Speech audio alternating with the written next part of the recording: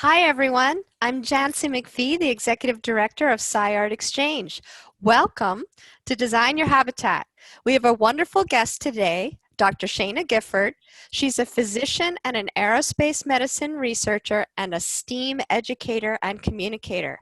She'll be talking with us specifically about her experience as a simulated astronaut and how to thrive, not just survive, in a challenging environment. Sheyna, thank you so much for joining us today. Hi, thanks for having me. I appreciate being able to beam in from Earth to another part of Earth. That's awesome. And talking about Earth versus other locations that you're beaming in from, Mhm. have you always been interested in space? Yes, I have, ever since I was very young. The Viking missions were the first Mars landers to successfully make it to the surface, although the Russians might have stuck the landing once, but their lander didn't make it very far after the landing. My father showed me pictures from the surface of Mars and said, "Hey, honey, this is another planet." And I looked at it and I said, "That looks like California." He said, "Well, it's another planet." I said, "Cool, can we go?" And because we used to go to the desert. I'm from Los Angeles, so we would drive to the desert. And it looked just like the desert in California. And he said, "Well, sure, why not? Yeah, we've sent people to the moon. We've sent a lander to Mars, so we should be able to send people." And I said, "Okay." And it sounded like the most easy, natural thing. We'll just go to Mars. Why not? So, yes, and I always assumed it was possible. So that is really cool. And I've noticed that there are a lot of landscapes here on Earth that look a lot like Mars. Yes, So, and that's kind of a good segue because, of course, as we prepare to go to the moon and to Mars, we have to do a lot of practicing in mhm. how we're going to do that, how we're going to survive. And it's true that we practice in a lot of different ways. We practice in pretend habitats, we practice in pretend suits and pretend rovers and try out all of our designs. But what's really interesting to me, and I think everybody that's here to listen to you, is how do you act like a simulated astronaut? What does that mean? That's a good question. So, a astronaut is somebody who's trained to live and work in space. A simulated astronaut is someone who's trained to live and work in simulated space. So, space simulations, like you were just saying, it's where you go to train for the real thing. So, kind of like you do soccer practice for the real thing, right? To do your soccer game. It's kind of like you and I just met. We've never met in real life, right? But we've kind of met over the internet. That's how we're meeting people these days. That's how we're hanging out. We're not together, but we are. The internet or being online is analog to real life. It's like real life in some ways. So being an analog astronaut is like being an astronaut in some ways. And you go on analog space missions, missions that are like missions to space in some ways. So my two missions had things about them that were like actual space missions. One of them was in a tin can. It was a lot like the International Space Station. It was at Johnson Space Center. It had lighting from the International Space Station, components from the International Space Station, and we lived in this tin can for 2 weeks. And we even had a blast off. On our screens, it showed fire and smoke. It showed us lifting through the atmosphere, and then it went from blue to black. And our entire craft tilted the way you actually do. And then we went, we did a gravity assist away from the Earth, and then we passed by the backside of the moon in high definition. It was beautiful, and you're not used to seeing the backside. It's very full of craters and very dark. And then we kept going, and as we kept going, suddenly the moon and the Earth were the same size. I could cover both of them with my thumb. They were 1 degree. This is 1 degree if you put it to the sky. And then they were just dots, and then they were gone. And all it was space for a week. And That sounds pretty intense right there, even if it is just a it was simulation. just a simulation, but it was a very good simulation. It was like doing it. And then we traveled through space for a week. And as we went further and further from Earth, the messages from Earth took longer and longer to get to us. It's called the light time delay. And that's just the speed of light. It's very fast, but there's a lot of space. So the messages would take 2 minutes, then 5 minutes, then 10 minutes, until we got to the asteroid we had to explore. Explored it. It's a simulation of a real asteroid called Geographos, one of the longest objects in our solar system. And we explored it and came home. And that was my first analog space mission or space simulation. So you've talked a lot about different principles that will happen when we do actually send humans further into space. It's going to be a very emotional experience to be leaving the Earth and seeing it as an entire planet. And in previous discussions on Design Your Habitat, we've talked a lot about how profound that moment can be, looking at the Earth as a total entity. But there's also probably a whole other world of emotions that happen while you're going through that. And then other things happen when there's a communications delay and you're isolated. Do you want to share some of those feelings that you had? And then we'll talk about your other mission, which is even longer. Yeah. So what you just talked about is called the overview effect, where you're hovering above the Earth and you see all of everything that we've ever experienced as a species, and everyone is living right there. And that's it. And you look up and it's everything else. And then this little tiny, it's not fragile looking, but it's complete and it's whole and it's perfect. And you want so desperately for nothing terrible to ever happen to it. And that's the overview effect. When you move away and that just vanishes completely, you don't see the Earth anymore. You don't see the moon anymore. You don't see where all the rest of your species live. It's just you and your crew. It's me and 3 other people.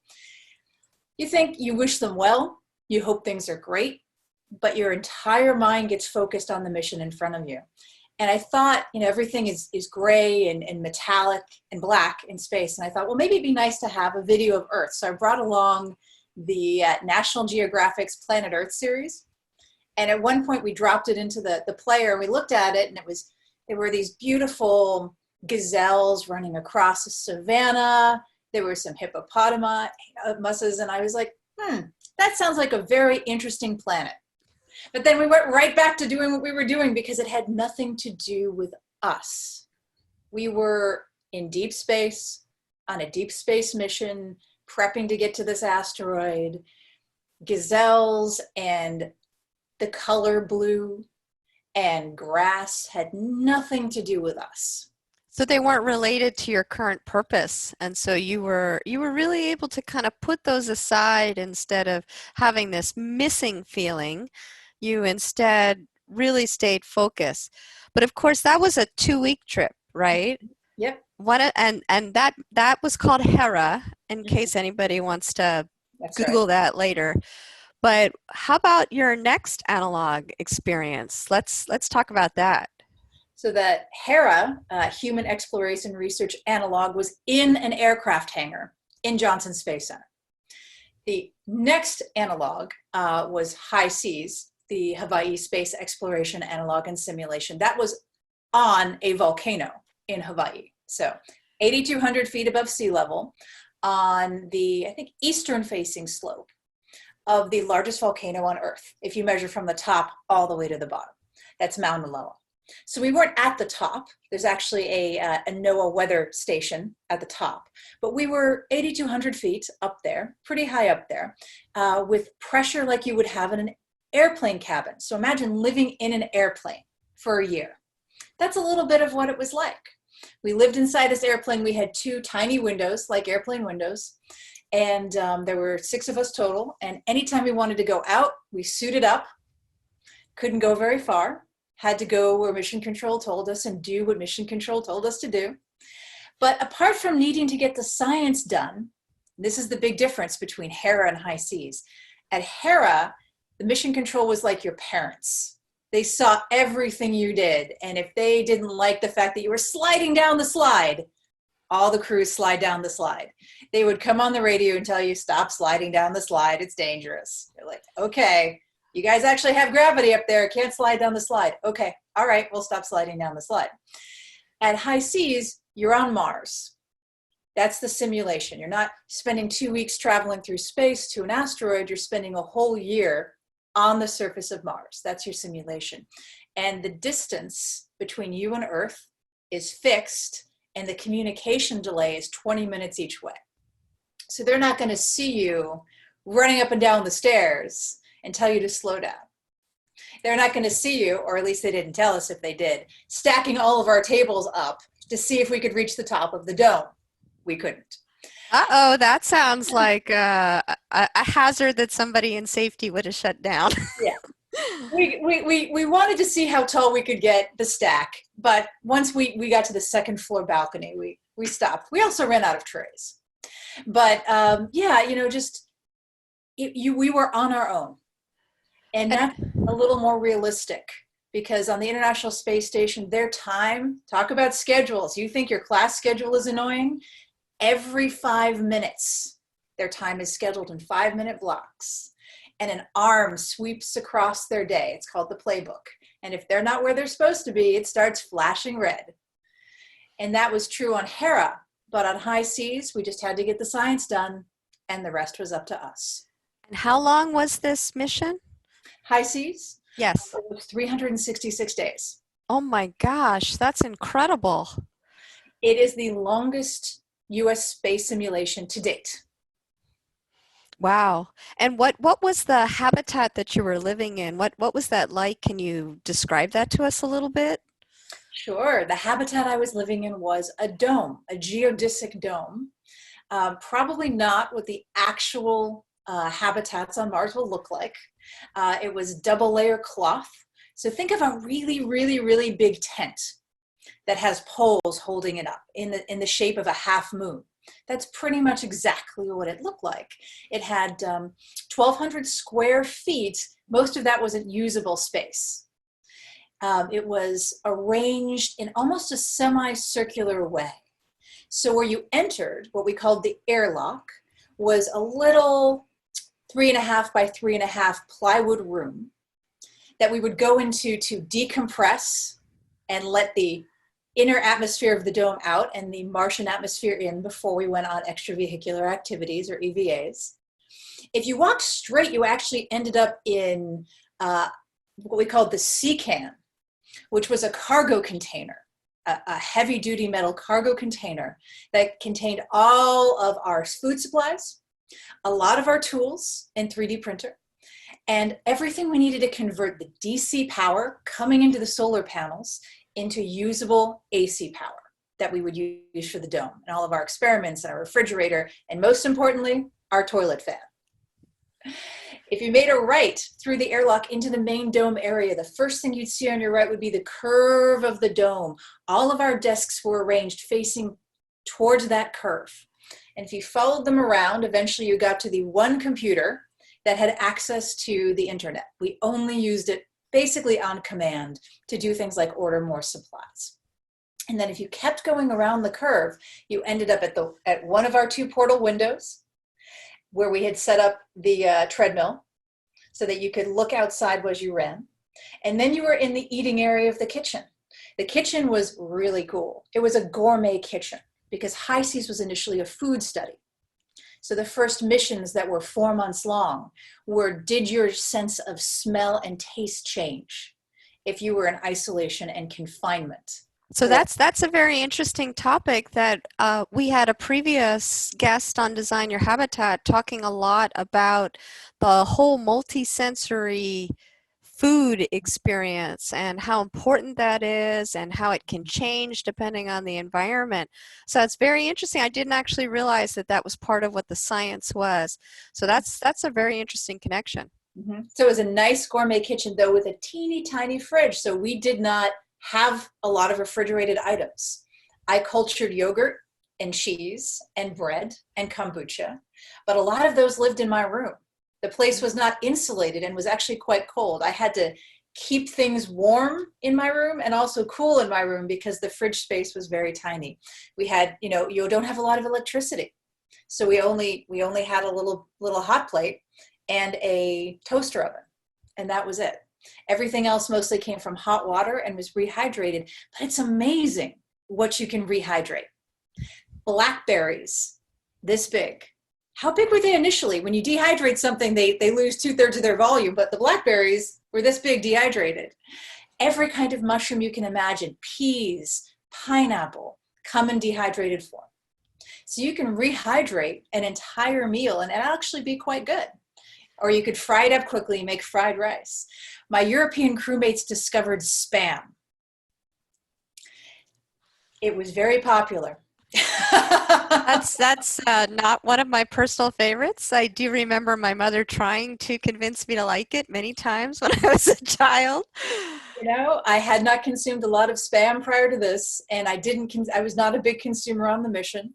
But I did check the sodium content, and it turned out to only be 2 grams to my surprise. Everyone out there, you should only be eating 3 grams of sodium a day max. So I said, okay, knock yourself out with the Spam. Try and keep it reasonable. So we did a lot of experiment. You can dehydrate meat. I had dehydrated chicken, turkey, beef. For Thanksgiving, I took thousands of individually dehydrated turkey chunks, rehydrated them, assembled them into the form of a turkey, basted them with what had been powdered egg yolk that I rehydrated, put it in our little oven on broil, and made a turkey sculpture. That is so totally cool. It really doesn't sound too bad. It was not. So tell us, I have lots and lots of questions. So tell us a little bit about the science that you were trying to achieve. So you mentioned that there was some research into actual palatability of food, but you said you went on these simulated EVAs. What were you doing when you were out there on the Mars surface? That's a good question. So the food research was done by the time we came along. We were the 6th mission. So the first 2 or 3 had done a lot of food research. We grew plants for our own pleasure and cultured food for our own pleasure. But most of the science we were there to do was actually about how well our team worked together as time went on. And the main researchers from NASA and different universities ran those projects. My husband and I, who are both scientists, ran a study on that as well. And I can't tell you about their research, but I can tell you about ours, which is that the longer the time went on, no matter what happened to us, we ran low on water, food, power, you name it. We kept getting better at all the different tasks we had to do. We were faster and faster and faster. And that's kind of the hallmark of the astronaut type person, is no matter what you throw at them, the mission continues. So. And you also learned from your experiences. We had Dr. Stan Love on here, and he was actually talking about Antarctica, but he also had some comments about how you actually keep a team healthy. Did you have a couple of takeaways from your experience of how do you continue to make it a healthy team that continues to get better and to get along and try to avoid the inevitable human controversies? Yeah, and there's a lot of literature on this, from everything from how to keep a marriage healthy to how to keep a sports team winning. Kind of all indicates the same stuff, which is let the human controversies happen. You know, that the worst kind of environments are the ones that prevent people from complaining, from voicing their opinions, from having their emotions.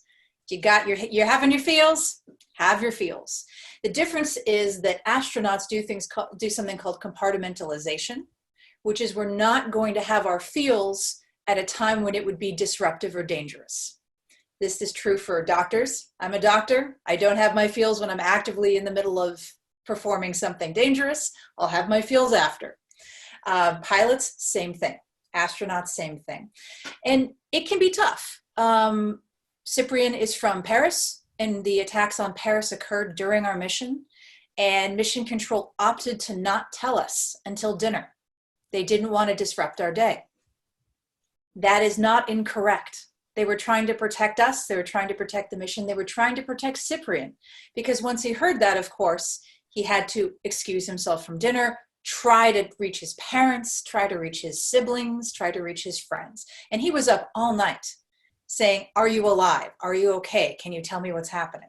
And you don't want that happening in the middle of an extravehicular activity. So we compartmentalize, but we still have our feelings. You say, okay, you know what? I'm having some feels. I'm going to take an adult time out. I'm going to think about what it is that's really important, and I'm going to circle back at a time when it's safe and appropriate. So have your feels, and also pick your timing, pick your battles.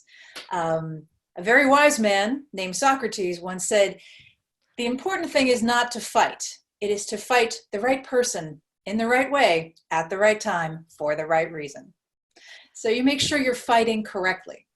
The good fight. You fight the good fight, literally. So that actually makes a lot of sense in everything, not just to survive an entire year in an isolated environment away from home and your family, but pretty much in everything we do, even getting along with our family members during these challenging times, but normal times, and our team members in the office and in the classroom and all of that. Now, you mentioned that there was a 20-minute delay in talking to your friends and family members. What did you do to help yourself not miss your people, or to try to spin things in such a way that you didn't feel totally isolated? So by fortune or happenstance, I never felt totally isolated. I had 5 flatmates. I was never alone. But more to the point, and I think a lot of astronaut types, people who've been to Antarctica, people who've gone on, service people who've gone on missions, long missions, submarine missions on carriers, will say they feel supported by their communities. Yes, I am far away from you in body, but you are with me in spirit. And I met so many people on this mission. Blame it on Andy Weir's The Martian. Andy's movie came out that November, and we were never alone again. And by the way, Fox Searchlight, thank you, Fox, sent us a copy. They beamed us a copy, just like they beamed the guys on ISS a copy. And we watched it during our Friday night movie nights. We got our chairs, we got our popcorn, we set the movie up. And to us, that movie was a comedy. I'm not sure how it was to all of you, but to us, it was like physical, comedic, slapstick humor. Like Hilarious in itself. Your perspective was different. The astronauts come out and they're not tethered to each other during a windstorm. Well, first of all, there's no such thing as a dangerous Martian windstorm. 100-kilometer-an-hour winds on Mars wouldn't straighten a flag. So we're watching this happen, and it's funny, right? It's a joke. But then in the middle of a windstorm, they're not tethered to each other and one gets blown away, and we laugh. It's not funny, but of course an astronaut wouldn't go out in the middle of anything without a tether. You don't leave the station without a tether. This happens again later in the movie. He goes out on EVA without a tether. So we laughed at these moments, but I don't think it was actually meant to be a comedy. No, I think it was meant to be a drama, and we were supposed to all get very spun up about this will he get home kind of thing. And it was interesting. And to be honest, part of STEAM is the power of integrating creative media with our science and technology. And one of the advantages of doing that is that you can relay very important messages about not just the how, but also the why we do a lot of our science.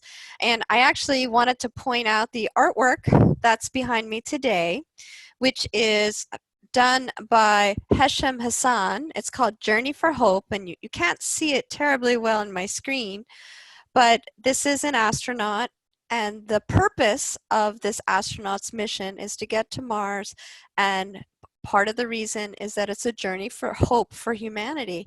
And I think that that's a very important thing that you're starting to talk about. You've talked about staying focused on the mission and working together as a team. But I think you're talking a lot about how what you do might not be your average day, but that it has a purpose, and that really helps you to feel good about what you're doing. Do you want to talk a little bit more about that power of perspective? Yeah, absolutely. I remember being young and thinking, schedules are the worst. I don't like being told what to do and where to go and when to be there. And when I grow up and I run the world, I'm not going to have a schedule. We ran the world. We actually did. And schedules were the best. They didn't just ensure that we got the science done or that we had time to charge our batteries, literally and figuratively charge our batteries. They made us choose how to live our lives and why. So I chose to get up when only two other crew members were awake. The commander and the chief architect got up very early, but they would be in their rooms doing work. So I would do my exercise then. I would do my yoga. The sun was rising over Mauna Loa and Mauna Kea, and it would turn the dome into a snow globe that was glowing. And I was alone, but not. Everyone was asleep. It was that beautiful sense that the world is sleeping, like when I used to be an astronomer. And I would know the world was asleep, but I was awake. And so then I would do my yoga and I'd really come into focus and I'd get ready for my day. And then we'd hit it hard. You know, as soon as the sun came up, the solar panels would charge energy. Then there was energy for coffee. Then everybody else could get up. No coffee, no science. So the coffee can be made, everyone can wake up and now have breakfast, and the day can start. And, you know, the purpose of that was to focus and center myself for the mission, but also for me. You know, what am I doing here? Why am I here? Am I enjoying it? There's something to do for me. Let's put that to the side. Let's get the work done, but let's make sure to get back to that at the end of today, after all the science is done and all the food is made and all the dishes are clean, all the experiments are put away. I'll circle back. And it is important, again, in all of our scenarios, as you're saying, to understand what your needs are and how to support those needs and make sure your needs are met. And if your needs are met, then you're better able to contribute to the team goals and the team mission and all of that. And you've also, so you've mentioned your yoga, you mentioned your tending of plants, and you're creating these cultured foods and your little project with the Thanksgiving turkey. Were there some other things that you did to make sure that you were thriving, not just surviving? Because the way you talk about this experience and reflect on it is extremely positive. I don't hear a lot of whining going on there. Yeah, no, I mean, we didn't have real-time communication with anyone outside the dome. We didn't see any other humans for a whole year. Our windows were tiny and did not open. I never felt the sun or the wind on my skin for a year. But yes, it was a very positive, centering growth experience. And of course, we got a lot of science done. And I'm a giant science nerd, so that was great. But I exercised every day. I wrote every day. I reached out to 3 people every day, my husband and 2 others, to say, how are you doing? What can I do for you? And every day I asked a couple of people, often my crewmates, but sometimes people outside the dome, to do something for me. So between the exercise, the personal, you know, the personal satisfaction of being in space, the personal satisfaction of being able to reach out to people like you and say, hey, let's talk about space. And then, yeah, I took care of myself physically and mentally. Also, no traffic, no money, no ringtones, no lines, no grocery stores, no stoplights. You know, suddenly all of the things, no politics, you know, suddenly everything is just quiet and peaceful, and it's you and science and the stars, and it was great. So you're doing a wonderful marketing job. I'm wondering how I can sign up now to be a simulated. Go to space. Go to space. Exactly. And you've woven in a lot of tips for all of us during these challenging times, but also during normal times. You know, take care of yourself, have your extra activities, focus on what you're doing, think about the needs of the others. It's okay to have feelings, but constructively discuss them, and I'm guessing also talk about them early before they blow up and become unmanageable. And pick your times. You know, in the middle of something very stressful that's due in an hour is probably not the right time to complain that you didn't like what that teammate said 30 minutes earlier. And you know, all of this is extremely helpful for all of us to do well no matter what our scenario is. But one of the things that I think would be interesting to hear from you is also, we all know that right now it has been a challenging time for people because they're living in a more isolated and confined condition, and your tips are helpful to help us to get through. But I also think that things are going to change after this time period. We're learning things, perhaps teaching will change, how we communicate will change, maybe we're learning something about ourselves. And some of these things are very positive changes. But a lot of people are wondering what's going to happen when we all are totally reintegrated and we have a vaccine for the virus. How will we make these positive things last? Do you have any thoughts on that topic at all?